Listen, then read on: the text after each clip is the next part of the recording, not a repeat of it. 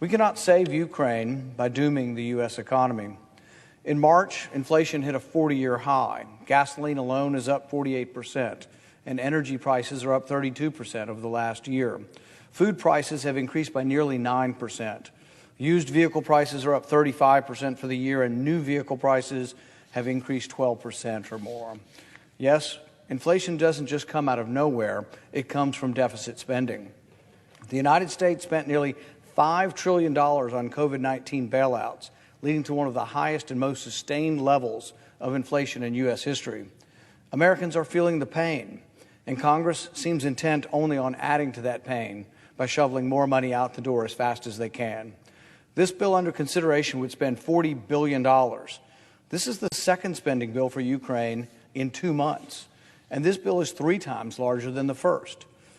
Our military aid to Ukraine is nothing new, though. Since 2014, the United States has provided more than $6 billion in security assistance to Ukraine, in addition to the $14 billion Congress authorized just a month ago. If this bill passes, the U.S. will have authorized roughly $60 billion in total spending for Ukraine.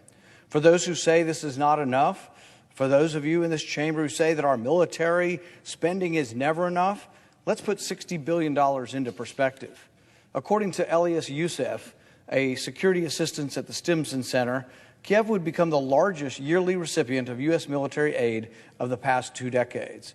Except for the top 5 countries, $60 billion is more than every other country in the world spends on their entire military expenditures.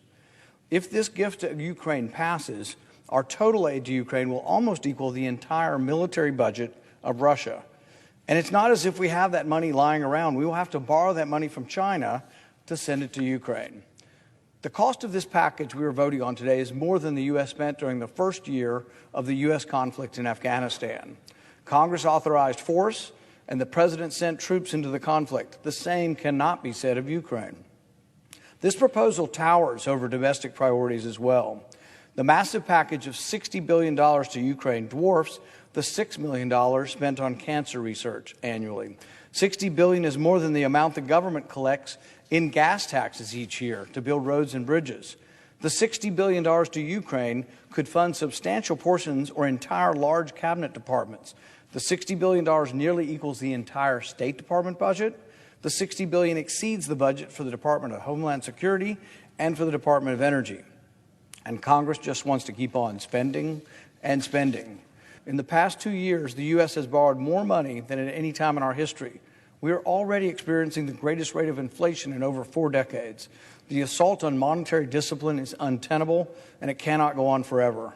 Unless we put an end to the fiscal insanity, a day of reckoning awaits us.